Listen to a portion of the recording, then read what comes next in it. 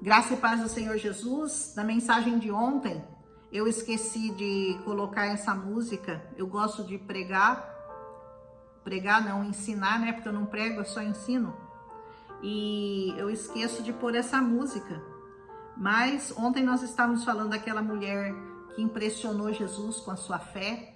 Quando Jesus disse a ela, eu vim para o povo de Israel, eu vim para o meu povo e eu não posso ficar perdendo meu tempo e servindo outras pessoas além daquelas que o Pai me mandou servir. Mas no final ele acabou servindo-a por quê? Porque ele serve todos aqueles que se aproximam dele, independente se você é do povo de Deus ou se você ainda não faz parte do povo de Deus, se você ainda não o recebeu como Senhor e Salvador da sua vida. Saiba que você precisa fazer isso, porque ele vai atender os filhos em primeiro lugar. Mesmo que você ainda não seja, achegue-se a ele. E ele, como eu disse ontem, uma migalha que cai da mesa do Senhor é suficiente para salvar, para curar, para restaurar toda a sua família. Amém? Jesus, então, partiu dali e foi para a beira do mar da Galileia e depois subiu a um monte e lá ele se assentou. Deus sempre está falando conosco do alto. Jesus sempre falava do monte. Ele gostava do monte, porque ali onde o Senhor falou com Moisés, é no monte que o Senhor se revelou, foi no monte que Deus deu testamentos, que ele deu os 10 mandamentos, enfim, o Senhor gosta, né? Porque ele está lá em cima, hoje em nós, mas ele habita lá nas alturas. Uma grande multidão se dirigiu a ele, levando-lhe mancos, aleijados, cegos, mudos e muitos outros. E eles os colocaram aos seus pés e ele fez o quê? Ele os curou. Jesus pode curar qualquer doença, qualquer enfermidade, mas ele cura hoje principalmente a sua cegueira espiritual, a sua mudez espiritual, seus ouvidos espirituais, a sua paralisia espiritual.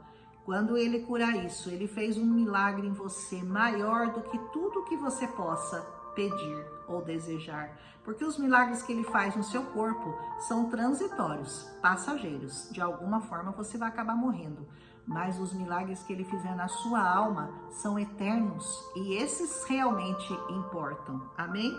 O povo ficou admirado quando viu mudos falando, aleijados sendo curados, mancos andando, cegos vendo, e eles louvaram o Deus de Israel.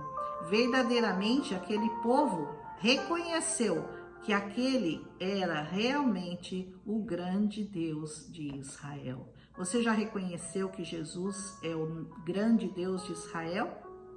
Jesus então chamou seus discípulos e disse: eu tenho compaixão dessa multidão. Já faz 3 dias que eles estão comigo e nada têm para comer.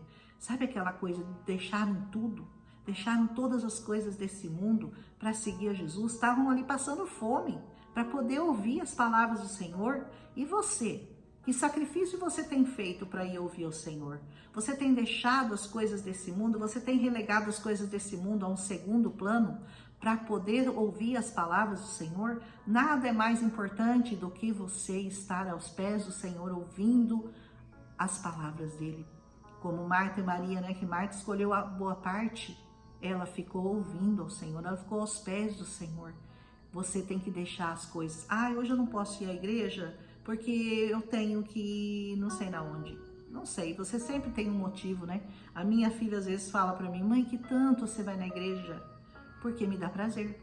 Por que você vai tanto ouvir ao Senhor? Porque é o Senhor o único que pode me livrar, que pode me curar, que pode me dar vida e vida em abundância. Ninguém mais nesse mundo pode. Então é a Ele que eu vou ouvir. Eu gosto de gastar meu tempo com o Senhor, de passar meu tempo com o Senhor, porque Ele verdadeiramente tem palavras para mim de vida eterna.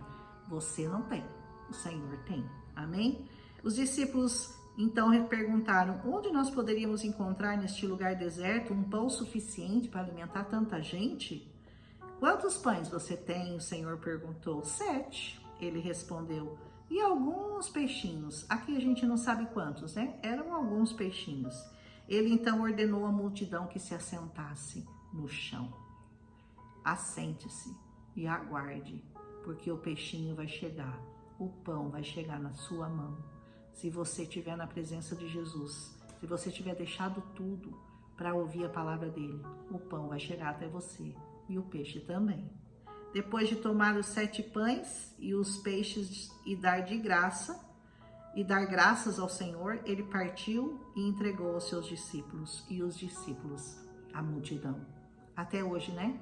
Nós recebemos o pão e o vinho, nós damos graças, nós nos assentamos à mesa do Senhor uma vez por mês, pelo menos é isso na minha igreja, uma vez por mês, e nós ficamos lá dando graças ao que o Senhor fez por nós. E nós lembramos de tudo isso que o Senhor fez, principalmente da sua ressurreição e da última ceia, quando ele foi oferecido como Cordeiro Pascal.